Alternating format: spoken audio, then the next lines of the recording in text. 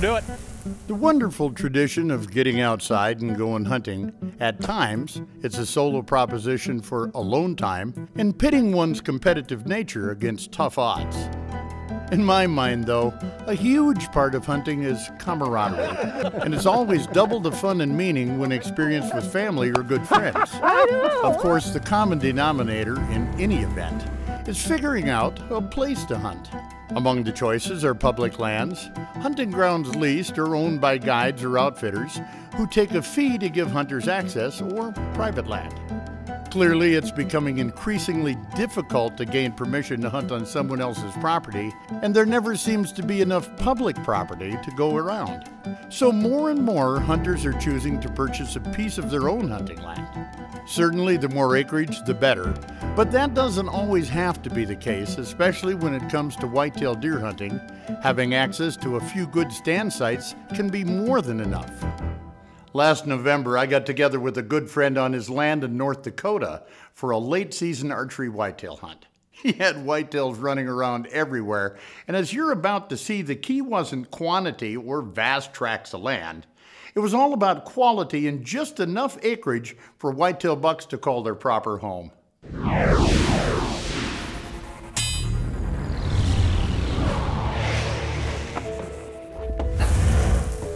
Hey. In North Dakota, my first time bow hunting the state of North Dakota. Heard incredible things about it. Good friend of mine invited me up, Mark Nelson, to join him at his place. We're just headed out this afternoon to the ground blinds and tree stands for the first time. Winter has besieged us and set in. It's super cold right now.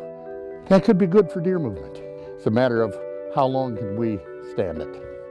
Here in North Dakota, Mark Nelson owns a 28-acre parcel of land that's located in the Red River RiverBottoms. Surrounded by much coveted cropland, the key to whitetail movements here are shelter belts. Thick cover the deer can use for bedding and secluded corridors for movement. I'm on the river. They've been going around it quite a bit and walking the shelter belt through here.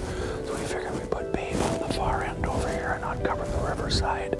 Before I step foot in the woods, I'm gonna make sure I spray my shoes down and my gloves. And my clothes have all been treated ahead of time with scent color gold, so they're completely descended. Everything I have is completely descended, including my body. But still, you want to get the soles and the toes of your shoes before you go in. It just makes good sense. Well, we got a 28-acre parcel here. I mean, this isn't a lot of property, but again, what we're doing is using the fields that the farmers have, and we're just kind of like almost like a passageway here from their bedding area to the feeding area. And it goes to show you on a small parcel like we call this buckhorn, how many deer actually come through, and if you handle it right, how much fun you can have in an area like this. Mark settles into a tree stand overlooking a plowed field within one of these shelter belts, while I do the same in a ground blind on the opposite end of his property. I don't like to use my release with the glove on, so I fold it out of the road like so. I got a hand warmer in this pocket here, so I can keep this hand down in there. But then at the time that I'm gonna shoot, no matter how cold it is, I can bring out a bare hand, pop the release, and ready to go. How long we can take the cold is on both of our minds as we wait for the first signs of late afternoon movement. I guess we'll just have to chill out and see. These are rage hypodermics. I got a pack of them for you. I want to show you how they work. You see that little black thing there? That's the shock collar. It holds these blades in place. You tighten it down, and now they're rock solid. It flies exactly like a field tip does, but when you hit the deer, it pushes the blades back so it expands on the outside of the deer. You'll have an entrance hole this big, as well as an exit hole that big. I didn't realize they had a chisel point on them like this. Yes, the new hypodermics do. Huh. That's one of the things in the design of it. That's one of the things that allow them to get the penetration that they do. Wow. Continuing now, not far from Fargo, North Dakota, Mark Nelson is braving the extremely cold late November temperature and rattling to hopefully coax a buck in the bow range. Again, set up in shelter belts, he and I are hunting on his 28-acre property which is surrounded by agricultural feeding fields. And as the deer move through en route from their beds to food, that's when we're hoping to get a close-range shot. It only takes minutes before the first deer shows up, then another and another and another. I guess it's time for me to just be quiet so we can all see how Mark's first evening hunt plays out.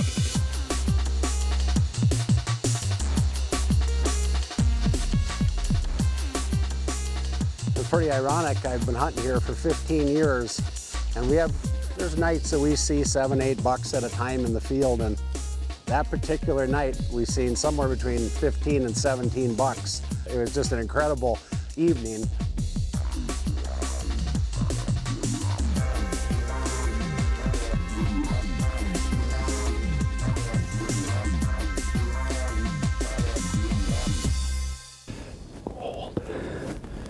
Another buck just come through here, but it's a little small, and he didn't stop anyhow. There's another buck. He's coming.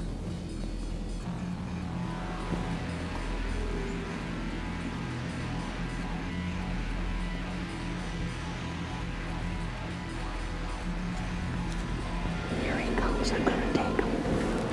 He's coming right here. He's gonna come right here.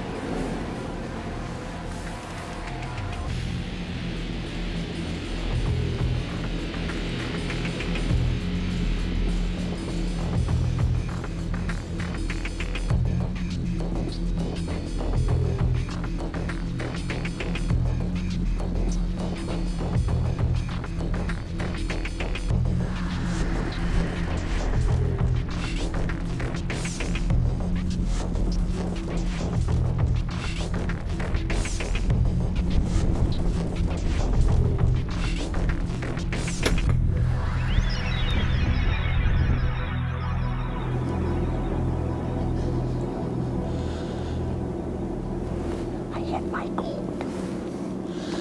I hit the string on my gold, but I still made a good hit. He's right there. Thank you, big guy. Yes. Thank you. That was a nice buck. That's awesome. I feel good about that. It's cold, but I feel good about that buck. Okay, back to North Dakota in our late season archery whitetail hunt, where on the first evening Mark Nelson appeared to make a close range killing shot on a nice buck.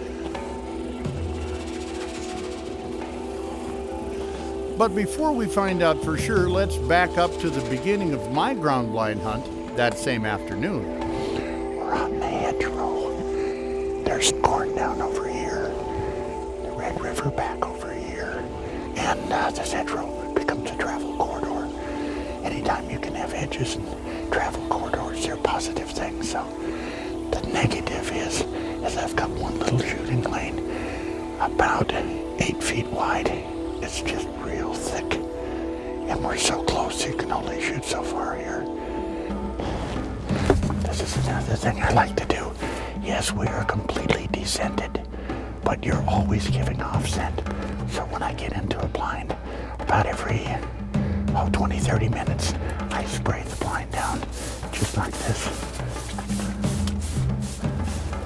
just to take away any possibility of contaminated air. I don't know, that's just me, this little one right here. Filtrate your pocket real easy, so it's easy to carry.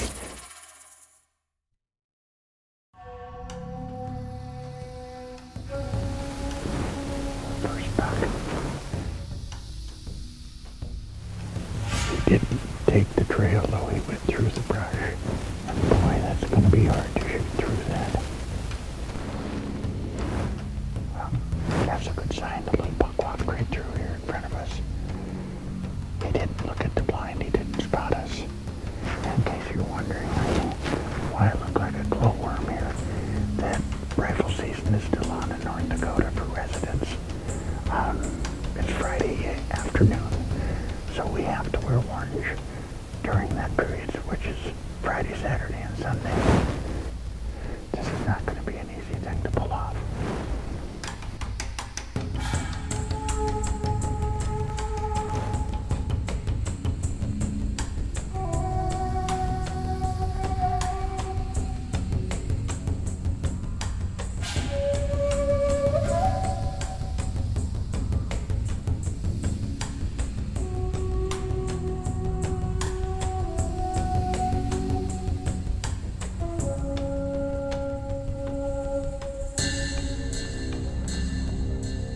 got a little buck coming in right there.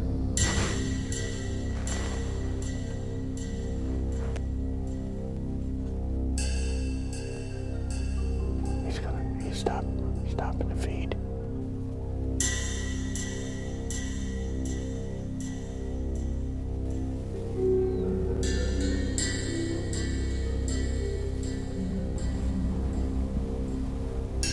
Oh my God, he's coming towards us. Don't move.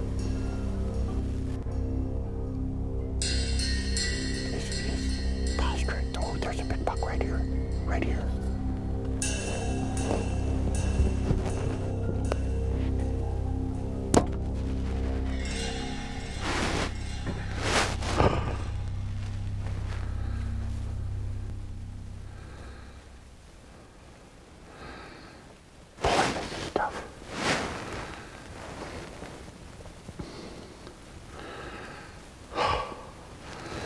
There was a little guy right here, about 10, 11 yards in front of us for like 10 minutes, sitting there feeding. And all of a sudden he stood up and he postured like this. And it's so thick here I can't see nothing. And then I could see a horn top, tying about so high. Back at the truck later that night, Mark and I share our stories. The thing was 15 yards, 14 yards from me, but the brush was so thick I couldn't make his body out. Then I could see his legs and I could just see a big horn. And all of a sudden, he put his head down and he started to move. He walked into the opening. And I hit him good, but I hit him back. Oh, congratulations. It happened so quick, I can't tell you how big he is. I think he's got some good, I think it's a good buck. Oh, good for you. But anyway, how was your night? I think we had a total of 14 or 15 bucks. Holy buckets! We had bucks underneath us, and the one, I actually shot one too. You shot a deer? Yeah, I got one too, yeah. Absolutely. Yeah. Good shot? Yeah, good shot. The decision is quickly made to leave mine alone until the following morning and go after Mark's sure bet right away. Well, we're going to get Mark's. Rage did the job. Look at the size of the head on him. That's probably a 3.5-year-old deer at least. Oh yeah. It's a good heavy buck. Anyway, you look at it, that's a nice buck. That's be good eating, that one. Darn right. He was a good buck to take, but he also was he's going to be a good eating buck. That's some good sausage there. Next morning, Mark and I meet at the spot my buck was standing when I took the shot. With our fingers crossed and knowledge of a far back hit, tracking begins. I followed it right through here, and I'm sure this is him. I got no blood, but I know. Mark, he's hit hard enough. I think he's going to take the path of least resistance. You know, it's just like we walked quite a ways before we found the arrow. Right. And we never seen a spot of blood, but we're following that same path of least resistance. Boy, that's a wicked arrow. Yeah, this is those Victory Vaps. Okay. Little tiny things. They have more penetration than you can possibly imagine. Okay. This VAP with that Rage hypodermic has the most penetration power of any arrow and broadhead I know of on the market that exists. Oh. This deer is dead. All we got to do is find him. Oh, look at there, babe. There he lies. I knew the buck was dead. It was up to us to find him. And when you got to try and find a deer, no blood trail, he's been dead for a while too. See, that's a nice buck. He's a good representative species. I killed him with a bow. I don't care about record books. I care about memories. And you know, the memory of that little buck being right in front of us, and all of a sudden I see this tine, and the brush is so thick. This deer was 12 yards from me, and I could not see his body through that brush. It was that thick. So anyway, he didn't actually go that far. No, you know what? I figure about 100 yards maybe? If that, yeah. But this one goes in my record book. My record book of hunting memories. Every one of those memories are what make my life so valuable to me. You know, it's you can do a lot of things for a living, but to be able to do this, I am so appreciative for the opportunity. Thanks so much for everyone who made today's show possible and for allowing me to check yet another amazing hunting adventure off my list. I guess today's show demonstrates pretty well that you don't have to own a lot of land to take part in the tradition or be successful at whitetail deer hunting. This one goes in my record book. My record book of hunting memories. On only 28 acres, both Mark Nelson and I took nice North Dakota bucks in only a half day of hunting. The key was sheltered stand locations within an area surrounded by big, wide-open farm fields.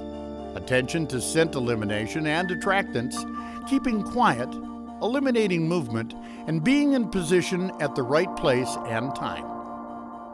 Whatever the reasons or excuses, neither one of us made perfect shots. I'm sure the particulars will be debated between Mark and I for years to come, but the 1-2 penetrating punch of Victory Vap arrows and Rage hypodermic broadheads certainly made the difference. Even when we weren't perfect, their performance definitely was. I'm Babe Winkleman. Thanks for watching, and until next time, everybody, hey, good hunting.